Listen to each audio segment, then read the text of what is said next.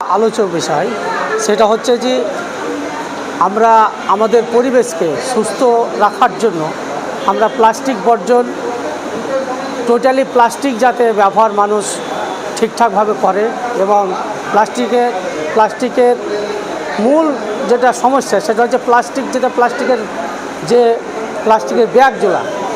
যেগুলো প্লাস্টিকের ক্যারি, সেই ক্যারিটা যদি মানুষ ব্যবহার ঠিকঠাক না করে তাহলে খুবই মুশকিল। যেমন আমি সেদিনকে পলসুরা মোড়ে যাচ্ছি, পলসুরা মোড়ে দেখছি থই থই করছে জল, সেই জলের ওখানে দাঁড়িয়ে দেখলাম টোটালি যে আমাদের যে জালিটা দেওয়া আছে সেই জালিটাতে প্লাস্টিকের ক্যারি ব্যাগ, মূলত ক্যারি ব্যাগ, এই ক্যারি ব্যাগ জমে যাওয়ার ফলে টোটালি পরিবেশটা জলে ভর্তি হয়ে গেল।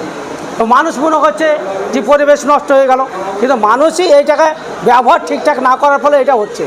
এবং সেই প্লাস্টিকটা ঠিকঠাক ব্যবহার করার জন্য আমাদের এই পদক্ষেপ, আমাদের এই পশ্চিমবঙ্গ সরকার স্বচ্ছ ভারতের উদ্যোগে এই যে ব্যবস্থা গ্রহণ করা আছে, যার ফলে আমরা যদি ঠিকঠাকভাবে প্লাস্টিকের লাল বালতি এবং নীল বালতি, এই যে বালতির মধ্যে যদি লাল বালতি এবং সবুজ বালতির মধ্যে যদি আমরা প্লাস্টিকটাকে ব্যবহার করি এবং রাখি এবং ঠিকঠাকভাবে আমাদের যে রিক্সাগুলো আসছে এবং সেইভাবে ডিউটি আমরা করাতে পারি, তাহলে আমাদের পরিষ্কার পরিচ্ছন্ন এবং স্বচ্ছ ভারত হবে। যার ফলে আমরা ডেঙ্গু মশা, ম্যালেরিয়া মশা, যে জ্বর, এগুলো থেকে অব্যাহতি পাবো এবং প্রত্যেকের মানুষ সুন্দরভাবে বসবাস করতে পারবে, বাঁচতে পারবে। সকলে ভালো থাকুন, সুস্থ থাকুন। আমরা পঞ্চায়েত সমিতির ই রিক্সাগুলো আমরা প্রত্যেকটা অঞ্চলে তিনটা করে দিয়েছি এবং আমাদের প্রত্যেকটা জায়গাতে যাতে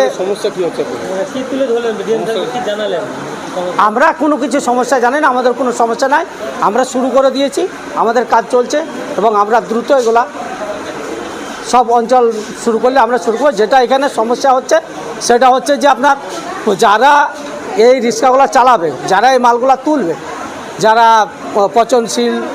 অপচনশীল যে মালগুলা আপনার স্টক করবে, ব্যালেন্স করবে, যেগুলো পচনশীল সেগুলো সার তৈরি করবে এবং যেগুলো প্লাস্টিক সেগুলোকে আপনার বিভিন্ন জায়গাতে স্টক করে তাদেরকে বিক্রিজাত করে, ডিএম সাহেবের নির্দেশ, বিক্রিজাত করে পয়সাটা জোগাড় করতে হবে।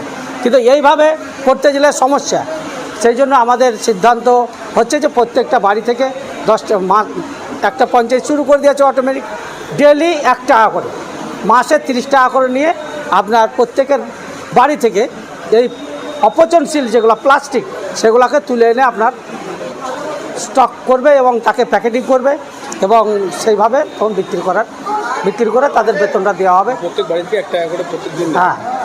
কী নাম আপনার? আমি নবগ্রাম পঞ্চায়েত সমিতির সভাপতি রূপলাল মণ্ডল।